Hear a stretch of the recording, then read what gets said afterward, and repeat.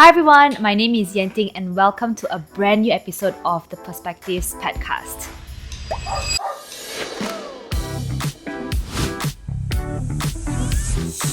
Today I'm going to talk about a very super hot topic that pet parents often talked about. As you all know, the mission of this podcast is to increase pet care standards, to increase the longevity and quality of life for our pets. And truth be told, pet nutrition is a very important factor. So today I've invited a special guest, Martin Pérez. He is the CEO of Pet Chef, an online pet food subscription company that produces easy, customizable, and healthy options for cats and dogs. Martin, you're also a passionate pet lover. You often foster cats and dogs, and I'm so excited to have you over at our studio today. So one of the biggest headache, if I could speak on behalf of all pet parents, is food. And today we have so many options, right? And I'm going to try and list out the options that I know of, okay? Dry, oven-baked, canned, dehydrated, quick-baked, slow-baked, gently cooked, freeze-dried, homemade, air-dried, semi-moist, raw. So many options. And how do we know what to select for our pets? Because they all kind of sound pretty good and safe, but how do we know which works best for our pets? Well, that's a great question. And for me personally, it's exciting to see that there are more and more options. Yeah. So we can choose what works the best, and Yeah. we can keep exploring maybe new technologies that are coming. And I think it's quite important what you mentioned, like the different types, but it's more important to check what goes inside the food. It's not Yeah. necessarily just how we process it or how we cook it, but there are, like, I can say, for example, home cooked, that is what we do. Yeah. There are some home cooked that can be really good, some that can be quite toxic with wrong ingredients, with things that are not appropriate. So it's not just about how you cook it, but you need to look what are the ingredients that go inside, and Yeah. that is actually more important than the type itself. Right. And then the rule of thumb is the less processed, the better, Right. like for humans. Same for humans, right? Yeah. So learning to read ingredients is definitely a very important skill or important thing that pet parents need to do. So in my research, it was reported that 61% of dogs and 69% of cats are being fed conventional kibble every day. So I just went to the supermarket and I picked up one of the more popular kibble brand, and I was wondering if you could just help me kind of like understand the ingredient list. Speaking of reading the ingredient, right? Here's the ingredient list. The first ingredient is cereals, corn and or wheat and or defatted rice bran, poultry and poultry byproduct, oils, which is palm, soybean meal, minerals, flavors, vitamins, so on and so forth. And in the nutritional information, it says protein 18%, fat 8%. To be honest, as a basic consumer, I was a little bit alarmed when I saw the ingredients list, because the number one ingredient here is actually cereal, which is made of corn, so on and so forth, and then followed by poultry. What do you think about this? I think the key is to understand one concept, that is biologically appropriate food, meaning that for different species, you have different requirements of what's good for them. And if they eat that type of food that is biologically appropriate for them, they will be healthy, they will not have issues, they will be able to digest everything. At home, I have a gecko. My gecko eats insects, so I will feed like small crickets or whatever. By eating that, he will be healthy, he will not have any other issues. The problem starts when you start changing the food, processing the food, adding things that not necessarily they eat in nature, and then they have ingredients that they cannot process. So in the list of ingredients you mentioned, assuming it's for a dog, but it's similar for cats, most of the things at the beginning are fillers, like corn, flour, potato. Those are ingredients that are not part of their diet in nature, like when they were wolf or even after they evolve as dogs. It's not something that they are designed to eat or they can process properly.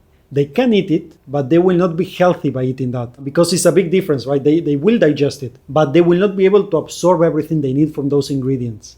So the first one you mentioned is one of the fillers that Cereals. they put. Cereal. Yeah, other companies will use wheat, corn, potato, starch, even many grains they will use. Those will be the fillers that they put that usually are really heavy in carbs, which they don't need. Like a dog needs 0 carbs. It's not necessary for them Zero carbs. It is what they need. They can eat carbs, Yeah. but it's not that they need the carbs. And the same for the cats. They can eat they don't need them. Yeah. But can you help us understand why do these companies put in so much fillers? I think because the economics work really well. If you put a lot of these fillers, you save a lot of money, Right. Okay. and you can supplement with carbs the energy deficit that from the other ingredients. Like if you don't put like high quality fat, for example, the energy level of the food will be quite low. But then if you add some carbs, you will meet the requirements for the caloric content inside the food. So it's cheap to produce, and it makes a good business for many companies to put these fillers. And I think you mentioned just now about how it is hard for dogs and cats to digest so-called the filler foods, right? Is that also why we have a lot of dogs and cats with digestive issues that could lead to like skin issues and so on and so forth? Yes, having fillers. So let's say that the pet is eating these ingredients like heavy carbs. They can digest it, but it requires more effort for them. So the kidney is working extra hard, the liver is working extra hard, all the digestive system is working hard. Yeah. The immune system gets compromised because it's kind of like having the car, with the brake, and then the engine is running. So it's something like that for them because they are digesting, but they are not designed to be digesting that. Yeah. So it takes extra water, extra effort, and then many of the health issues will appear because the immune system is compromised. Yeah. And that's part of the issue because we're just talking right now about the carbs. But the other ingredients that you mentioned there, byproducts, for example, from chicken, which it doesn't mean chicken meat. It means whatever leftovers from the chicken, that's the byproducts, is whatever humans are not eating usually. Oh. And I've seen companies producing kibbles that they will take the carcass of the chicken that was left, they will blend it, and then they will add all the flour, or they will add the coloring, fillers, the flavoring, yeah. and all the other stuff, make a paste, and that's the kibbles. So in many cases, the byproducts are also a big issue. It's not high quality protein.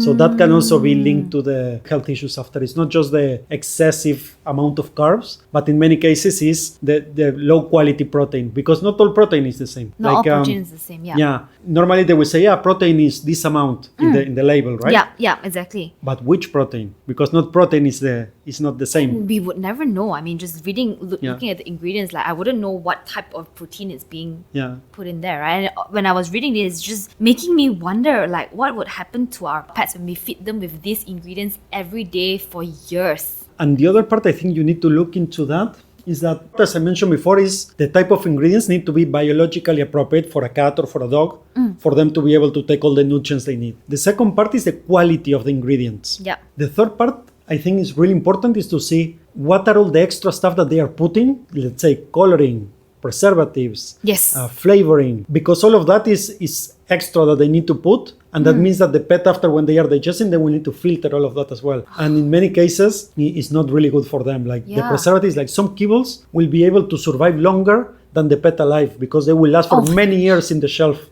So if you don't open the bag, the kibble itself will live longer than the pet. God. So imagine the amount of preservatives and things that they put to make sure it stays long time. What do you think about specific therapeutic diets for dogs? Because I think most dogs and cats would probably go through it in the stages in their life. Like when I go to the vet and my dog had, like, for example, I think skin issues, and at one point he had like urinary issues, then the vets had actually asked to feed them with like the specific kibble for urinary. What is that?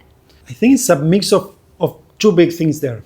One, they need something for a specific condition. That means that in whatever diet they were having before, that was lacking, right? Okay. Or even the kibbles for senior dogs. Yeah. Usually they will put, let's say, collagen for the bones and the joints as they are getting older. Yeah. But that is because the main diet didn't have that. If they were eating healthy all this time, it's actually the same food that they need. The issue is that because there are many ingredients and things inside the food, then after they need a special diet because they were not having that when they were supposed to have it. And for the medical issues, it's the same. Many of the medical issues that they will face, for example, the first one usually is skin and hair issues, is the first one to trigger. Exactly, yeah. All of that is because they're eating a lot of heavy carbs. It's really weird to find dogs with a real allergy to something. There is something called true allergies. True allergies. True allergies. Those are the real allergies. Right. But the issue is that many dogs, they have a compromised immune system because they're eating all these heavy carbs with heavily processed, with a lot of extra stuff like preservatives, coloring, and so on. And then many things will trigger as allergies. But it's not because they're allergic to that. It's because the immune system is so compromised that when they are eating that, it will trigger. It just flares up. But as soon as you move them to a healthy diet, they are eating what they are supposed to eat, many of those will disappear.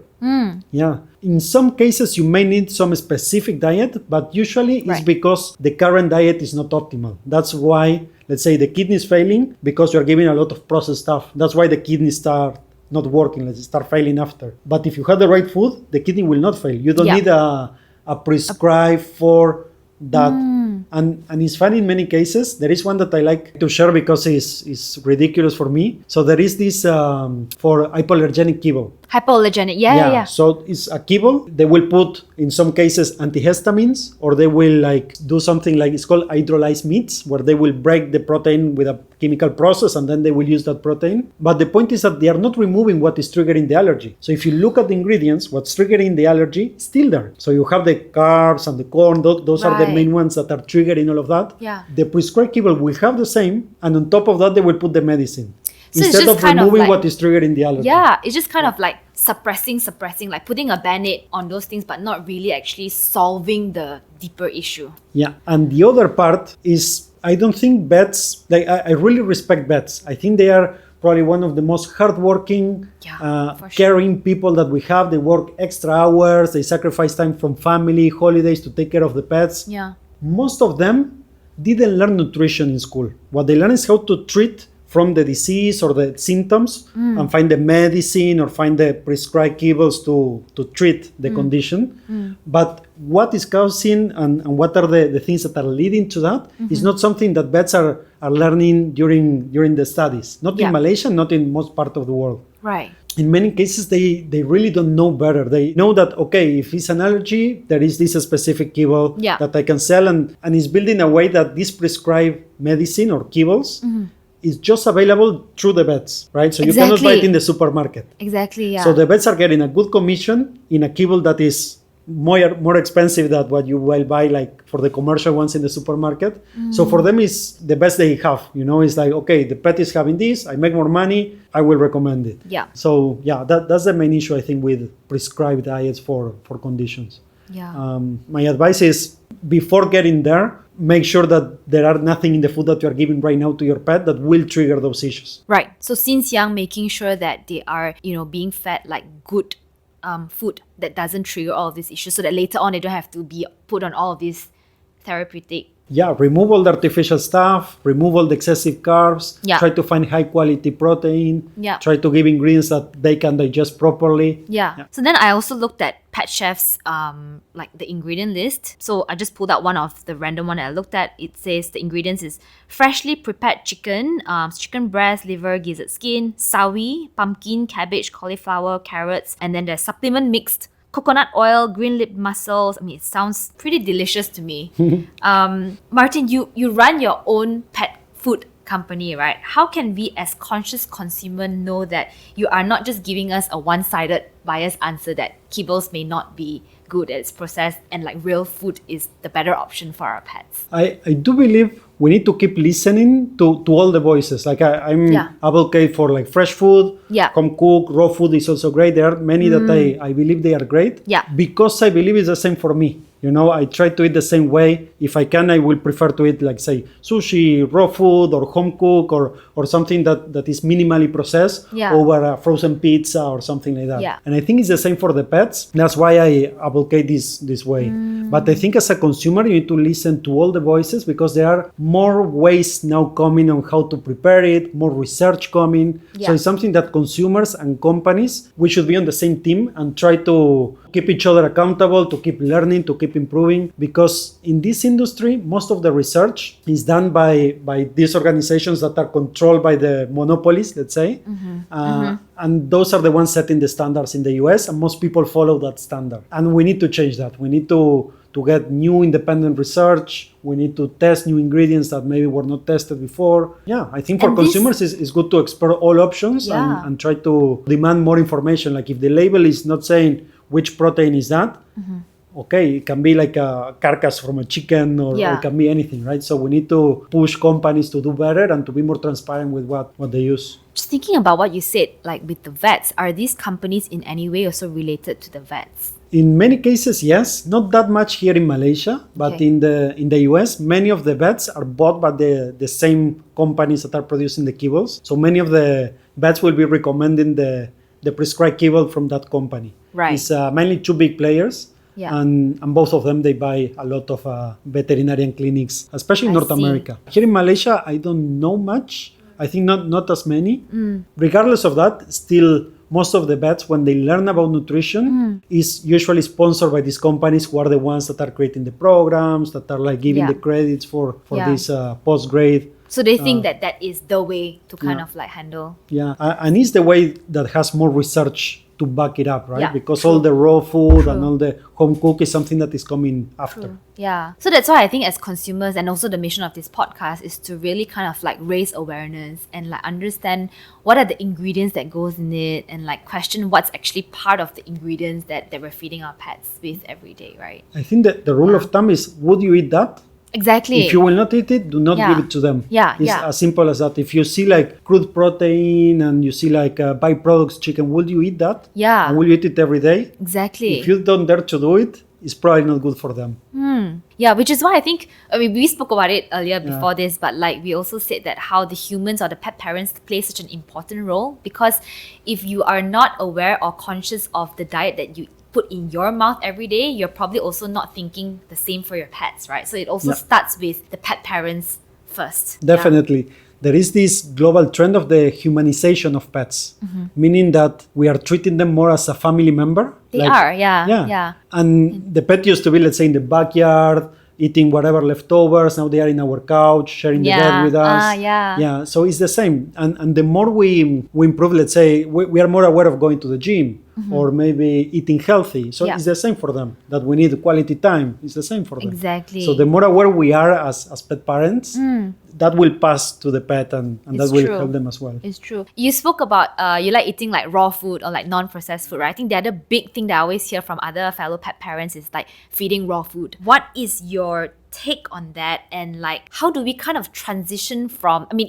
if like pets are on kibbles, how do we transition from kibbles or like cooked food, home cooked food to raw food? In general, depends from which food to which food, right? But let's say if you're giving like kibbles, that is the most processed and dry food, the digestive system of the pet is used to that type of food, so it requires more water, it's using more acids to digest everything. So when you switch to something that has more moisture and is fresh, let's say raw food or home cook, then you need to do it gradually. If not, the digestive system will be used to process that. And then if you do it too fast, you may have like the dog or the cat having diarrhea or maybe throwing up. Yeah. So you need to do gradually. There are different techniques. Some people prefer one over another one. For me, the one that works the best is you switch the old food and then you have 75% of the previous food and then 25% of the new diet. And then gradually you move to 50-50 and then 75-25. And then you transition like that, and keeping an eye on how the pet is reacting to that. So like a few days, or like weeks? Depends a little bit on the pet, but usually 2 or 3 days, it's good enough. Yeah. I remember when I was trying to transition my dog to like raw food, he was on freeze dried. And then when I fed and I was not aware of the transition, he had like diarrhea, and he was like, it was really, really bad for him. So, but what about from home cooked to raw food? No big issues. You can transition immediately because the level of the moisture inside the food is practically the same. So no big issues with the transition. I do believe raw food has a little bit more nutrients than home cook, because during the cooking process you always sacrifice a little bit, but it's minimal the difference. And if you're a responsible pet owner, that you can get all the sources from suppliers that you trust, that you know it was always frozen, it didn't break the chain of frozen products, and you can use that safely with your pet, and you will be there to monitor your pet is eating the food, then I think raw food is awesome. Okay. The only risk is for people when they leave it outside and they go to work and then the pet didn't eat, and then maybe after a few hours the pet will come and eat the food again, and maybe some bacteria will grow or something will grow in there. And the risk of that happening is pretty low, but if it happens, it can be life-threatening. So if you go to raw food, you need to be a really good pet parent and be on top of what you are doing and supervise that. As in, we have to make sure that they finish the raw food Yeah. on the spot. And you wash everything properly after. Yeah. Right. If you're one of those pet parents that you put the food and you rush to work because you're running late and then you pray that when you come back the pet eat, better to stick to something a bit safer. Cooked food. What about diet for puppy or like kittens versus adult and senior? Do our pets need different types of food at different life cycle? Yes. I believe that no, if the food that you are giving them is balanced and is nutritious and it covers everything that they need. Again, if you're giving a food that has many deficits, in the later stage, let's say when they're a senior, that dog probably will be blind or will have kidney issues or will have some medical conditions because the food you were giving them was not great. It had many deficiencies. So then you need something specific, let's say for the bones. If it didn't have enough collagen, calcium, glucosamine, when they are senior, they will have hip issues and a bunch of bone issues and stuff. Yeah. And then you will need something to replace what you didn't give them when they were growing, let's say. Right. So in many cases like that, yes. But if they are eating like home cooked, that is balanced, that has everything they need, they have all the minerals, all the vitamins, everything in there, you don't need anything extra. The only thing is that puppies require more calories. Pregnant dogs and cats will also require more. So if your pet is pregnant, they also need more food. And they are making babies, so they need more energy. But that one is mainly the quantity they need to have more calories. Yeah. Right. And then usually when they're at a later stage, they need a bit less calories because they're not so active as they were before. But don't really need a specific diet unless the previous diet was lacking what is critical for that new life stage. Just to go back on that point a little bit on giving them a bit more calories when they're younger or pregnant. When we say calories, exactly what food would make up for the increased calories? It's a big complex the topic, but usually increasing the portion size of whatever they were eating. So the meat and... let's say if the person is sticking to kibbles, they will need a bigger portion. Right. Yeah, if they're in home cook, a bigger portion of whatever food they were giving. And it's a bit tricky, the issue, because calories also matter. It's not just the quality of the protein. The quality of the calories are also important. Because calories is, at the end, is the energy, right? It can come from the carbs, it can come from the fat, it can come from protein as well. Exactly, yeah. But if you're, let's say, a spoon of sugar, will have all the calories they need. But it's bad. Not good. But it's bad calories, yeah. So you need to look at the quality of the calories as well. But they do need more energy to run all the functions. So in general, increasing the portion, that one will meet the caloric needs. Right. But all the quality that we're talking and stuff and all the nutrients, that is, you need to look at what are the type of calories you are giving to the pet. But of course, I think back to your point, the most important ingredient would be the meat, the protein, and making sure that it's high quality protein. Yes. That would be the main. Yes. There is something called like the nutritional value of the food, because you can have empty calories, meaning that you have a lot of calories but not so much vitamins, minerals, and then it's empty, it's just the energy. But then you can have little calories with a lot of nutrients. So something we look at Pet Chef is when we design the food, we don't care that much about having a lot of calories. We focus, they need a lot of minerals, vitamins, and all the goodies from the food to be there. And something that I noticed here in Malaysia is that most of the vets, they don't know that much about nutrition. So they just look at the calories and say, okay, this is the size of your dog. This is the amount of calories your dog needs. Right. But they don't know how to read the nutritional value of the calories. So that is something that is really interesting. And I think it's really important for pet parents not just to look at the calories that they need, but see, okay, from where these calories are coming. It's from healthy fats. Yeah. It's from sugar. Or it's from, because some companies will put whatever in there, right? Exactly. Especially the carbs, they have a lot of calories. Yeah. And too little nutrients or minerals and vitamins. So need to look into that. Yeah. Something that I learned recently is garlic is actually good for dogs. Of course, with appropriate dosage depending on the dog's weight and breed and stuff like that. But it could be a natural flea and tick repellent. It has good antibacterial properties. I never knew about that before. What is one food hack that you can share with us that is probably surprising for dogs and cats? I love the one about garlic because a lot of people, myself at the beginning, I thought it was toxic, and you will read in many places that it's toxic. Exactly, yeah. So the crazy story is that it's based in one study that one Japanese guy did, where it was something like for 3 months, he would just feed garlic to a big dog, but a lot of garlic, something like 50 cloves of garlic every day as the only meal to that dog for many months. Yeah. And then he did a blood test and noticed that something changed that was a bit toxic. But the dog didn't even die. Like, the dog was fine. Oh. Yeah. But because it changed the blood, then everyone was like, garlic is toxic. It's bad. Yeah, and then it became a myth all around the world, and everyone says garlic is bad. Yeah. But even that poor dog that was eating just garlic for many months was still okay. Like, we didn't have anything, didn't die, didn't have any health complications. Yeah. So now we believe that toxic is bad, but it's not. It's actually really good. I mean, even if you drink like 50 liters of water, which we know it's good, and if you drink too much of that a day, it's also bad for us, right? So it's kind of like taking moderation into account. But one that I'm quite excited to explore more is into mushrooms. Ooh. Because in nature, both wolves and even cats in the wild, they will be able to eat mushrooms and even some herbs. And sometimes they know that if they are feeling like really scratchy, they will know what to eat. Yeah. And they will be really wise on what to take. It will not be the main diet, right? It will not be the meal. Yeah. But they will know what to eat when they need, for example, to throw up. Sometimes you see the dogs will go and eat grass. Grass, yes. Yeah, and then they will throw up because there is something in the gut that they are feeling discomfort. Yeah. So they have instinct to know what to take in nature, and mushrooms seems to be something that help them in different parts of the world. There are studies where you see how the mushrooms help this population of animals and stuff. Oh, and especially shiitake mushroom. Shiitake mushroom. So is proven to help few things. One is the white cells in the blood will boost the production. So the pets will be able to fight disease better because they have more white cells in the blood.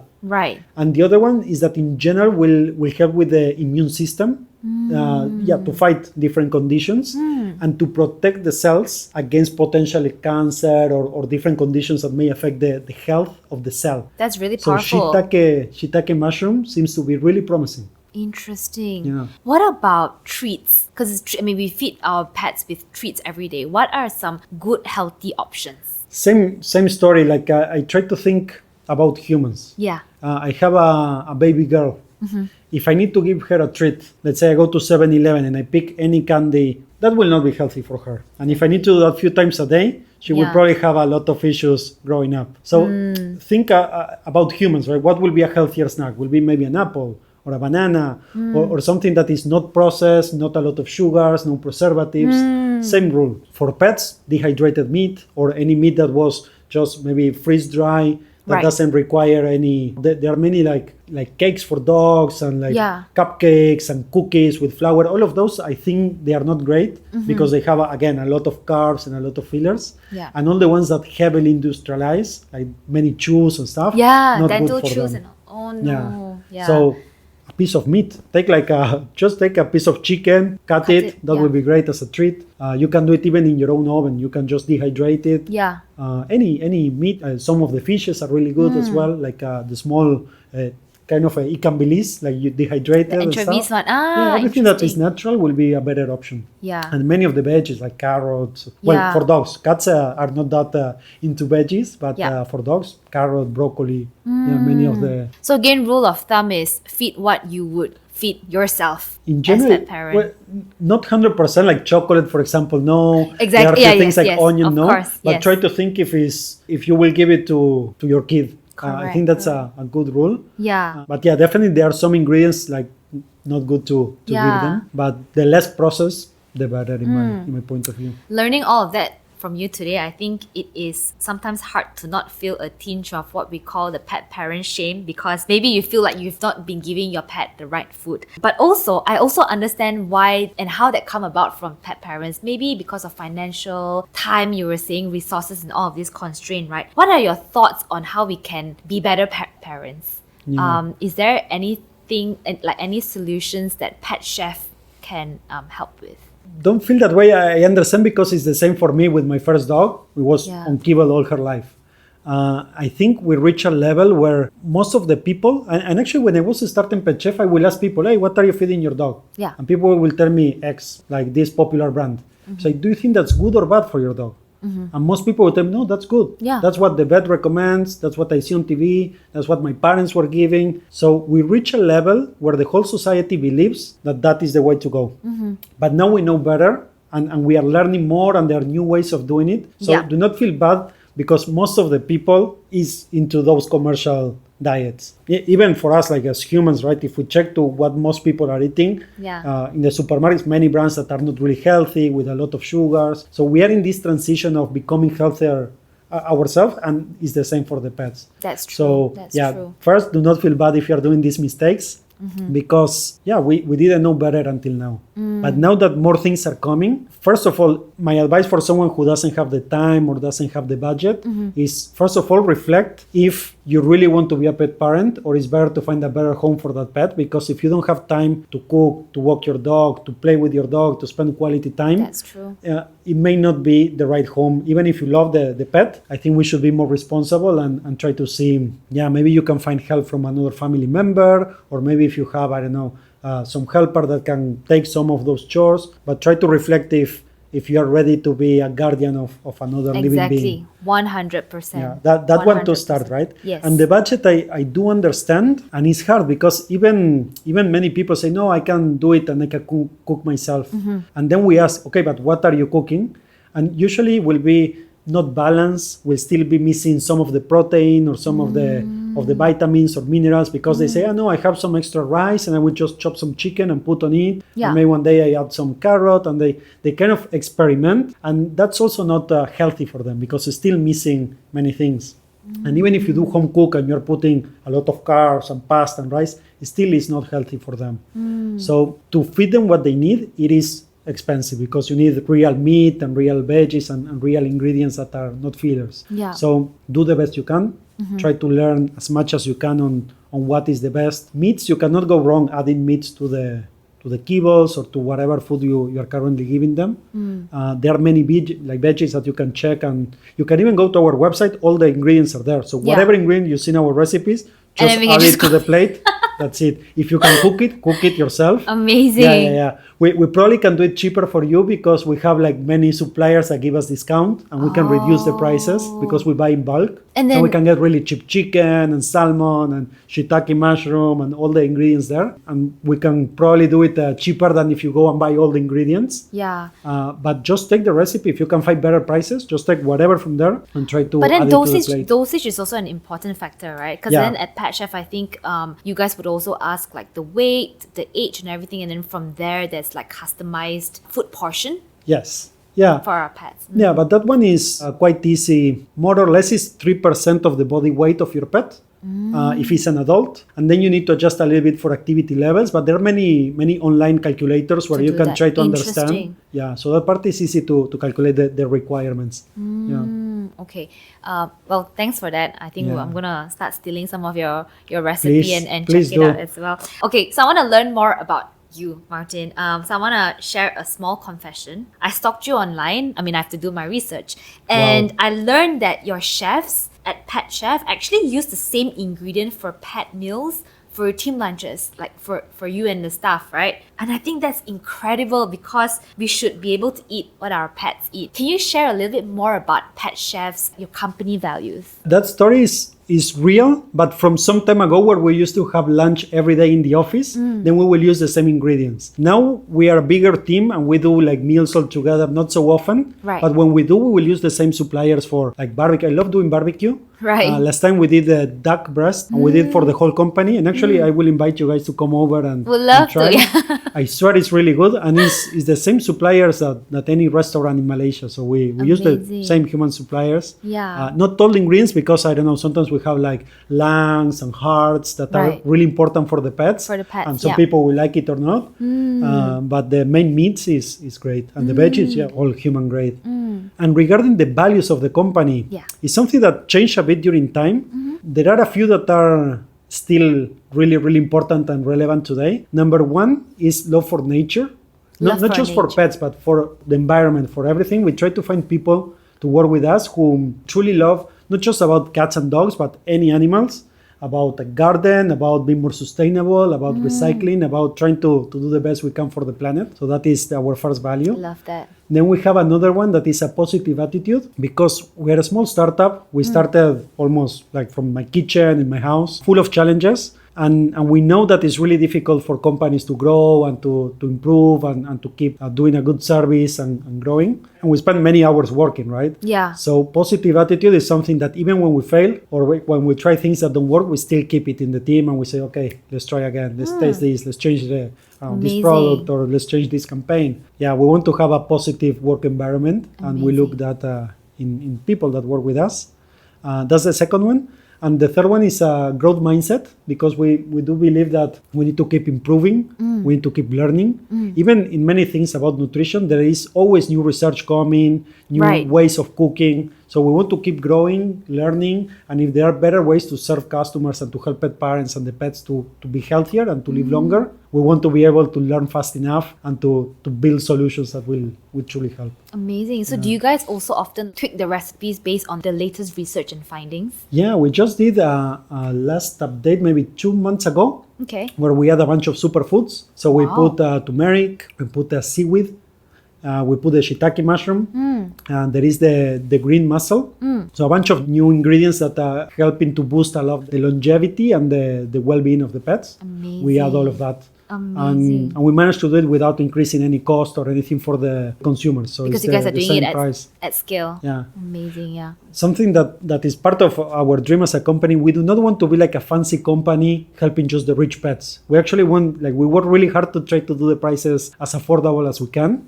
And we have plans where people will subscribe for 1 year and it will be like 30% cheaper. Nice. And it's, in many cases, it's cheaper than kibbles. Most people believe that no. Most What? people, they will. Really? Yeah, most people believe that our prices are a lot. Yeah. But we work really hard to make it affordable, and we want to do something that is meaningful to help many pets. Amazing. I'm sure you guys have probably helped thousands and thousands of cats and dogs. Can you share a story or a customer story that has touched your heart? Yes, there is one that I love to share. It was a few years back. We used to do just subscription, right? Right now we have options where people can just buy a few packs to try, say in Shopping, Grab, in Lazada, or even in pet stores. But before we used to do just subscription. Right. So we will spend a lot of time telling people that it's a lifestyle decision. Your pet will not be healthy if they eat 1 pack or 2 packs. If you want your pet to live longer and healthier, it needs to be for the long term. Exactly. It's a lifestyle, right? Yeah. So we will just do subscription because we believe that's the way to go. Then we got this customer say, no, I cannot subscribe because I just came back from the vet. My vet told that my pet will pass away. It's not eating, it's really weak. It will pass away in the next days. I just want to give the best food I can find for the last days of my pet to be great. So then we say, okay, we will send you the food. It's not a subscription. We send the food to this person. And then the person says, hey, my pet is getting better. My pet is starting to walk again. And the pet stayed for many more years with us. So the vet was saying, get ready for the pet to pass. And many of the issues reverted. That's what I love. Nice. And when you go to our wall, we have customer testimonials. Right. And you will see many of them say, yeah, my pet likes this recipe, this one more. Many will talk about that, but most of them will say, my pet had this issue and now it's getting better. My pet was not able to walk and now it's recovering. It's not about it's tasty or it's fancy because it's cooked like for humans. It's about the benefits that the pet and the owners will see that the pet is getting better. I mean, it almost feels like, food is medicine. In this case, because by now giving them the right nutrients, it helped actually heal them. For me, it's better than medicine, because medicine is what you need when they are sick, but with right food, they will not fall sick so often. Most of the things that you go to the vet are things that you can revert or you can improve or avoid getting into that, like kidney failures, heart issues, most of that. There are some genetic stuff or some viral stuff, bacterial stuff, but many of the things that vets are checking, if you ask any vet, are like allergies and are like things that are connected to the nutrition, like diabetes, heart issues, UTIs, the immune system getting weak. So there are many things that are connected to that. So for me, it's better than medicine. It is, yeah. Okay, last question, but first I'd like to thank you for sharing all of these new perspectives my pleasure. To us pet parents. What is one perspective that has changed your life as Martin? Talking about pets, and maybe it's a little bit too idealistic or too like a big picture, but I do believe that pets are teaching us how to fall in love with nature again. I think that if you grow up with a cat, a dog, I have a tarantulas and I have a gecko and fish, but any animal or even a garden, if you can love something that is not human, that is really powerful, because when you are a parent, a teacher, a leader in politics or in a business, and you love something that is not human, you will be more aware of your decisions. You will not be trashing the planet. You will not be hurting other animals. You will be more aware of how you are sourcing your products, if your packaging is recyclable or not. So I think society is quite, I love nature, but I love how we are treating nature. I just came back from Pergentiam not too long ago. And a lot of the coral was dead, and a lot of the plastic was there. We are not treating nature how we should. Yeah. So I think that pets are ambassadors from nature that are teaching us how to fall in love with nature again. And I hope that kids will have more of these ambassadors to grow up loving a dog, a cat, and more pets, and learning more about how we should treat nature in general. So that perspective, I think, is something we need to change. I think you have a dog, that dog is ambassador, is teaching you how to love nature more. Yeah. When you bring friends over and you bring your dog outside, Yeah. it's teaching other citizens to understand that the planet is not just ours. It's not just ours, we have a really important mission to showcase our pets and to help our neighbors to fall in love with pets again. Yeah. And hopefully to do a more sustainable world. Oh, that's so beautiful. I think, I totally agree with you. Pets are our best teachers. Yeah. And ambassadors of nature. Yeah, Definitely. amazing. Yeah, so thank you so much for helping us understand nutrition for pets. And I think my mission here and the mission of this podcast is to show up, to inspire and empower you with new perspectives, ideas, resources, tips, food hacks, for example, today, to help you create a healthier and happier lives for pets all around the world. But as always, as pet parents, do your own research because you know your pets best. Signing off, see you in the next episode.